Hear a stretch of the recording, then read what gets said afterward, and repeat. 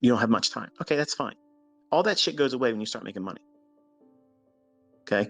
Once you see that you can pull these setups and opportunities out of the marketplace consistently, your job that you think is the most important thing right now that controls every aspect of your time, that shit's going to fall secondary. You're thinking right now, yeah, I'd like to learn how to trade, but I got this job. I'm afraid to lose everything. I'm afraid to, take a risk. And okay, entrepreneurs. Here's the difference between an entrepreneur and someone that's going to be in the rat race forever. The entrepreneur tests to see if there's opportunity. Once the entrepreneur sees there's valid evidence to support that they can absolutely be profitable doing it, the job that they hold as their shield, their pillar of insurance, they hold on to that. That's their fortress and high tower they run into when things get rough. At least I have my job. Fuck that shit. That job is not guaranteed. Just like your next trade isn't a guarantee in winning. But see, you think that your job, that's a safe thing. That's a fortress of solitude. It is a bunch of shit. It's slavery. They have literally brainwashed you into thinking that that is what you should accept. And I'm telling you, that's not what you should be accepting. You're being limited. Your entire life is being held back because of that fucking job. You can only make what that person that employs you tells you you're going to make. You can't make any more than that unless they're nice to you. And this is what they've been teaching you. If they're nice to you and they let you get some fucking overtime so you can make the Christmas bills that you create for yourself. I know I used to do the same shit. Beg and plead, hey, can I have some extra hours? Can I please slave for less than I'm really, should be expecting as income?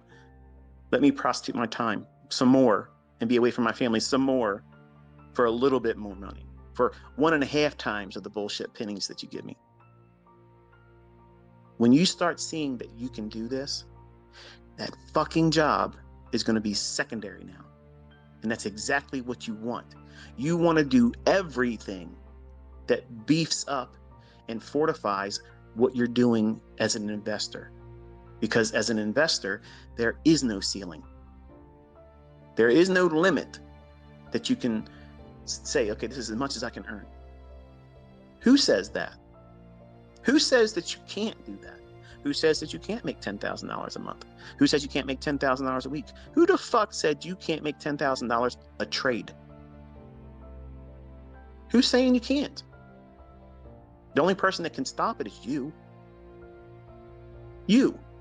The same person that's saying, I don't like having to go to work, but man, I'm glad I got my job right now. What would I do if I didn't have my job? What the fuck would you do if you didn't have your job and you're earning money from your investments? That's the question you should be asking. Flip it. Instead of saying, what would I do if I lost my job? That's an abusive relationship and you're fucking holding on to it. You start small. 5 handles is easy. 5 handles replaces your fucking job. I don't care what you make. You can be a surgeon. I have them. 5 handles, you can make more than that surgeon earns in a year.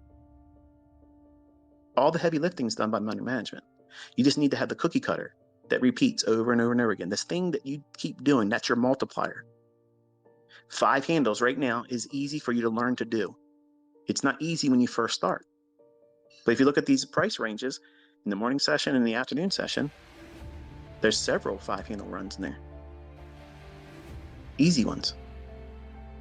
The problem is you want more right now. You're holding yourself to an expectation that you are not realistically going to meet. And then you're wondering why you're depressed and anxious.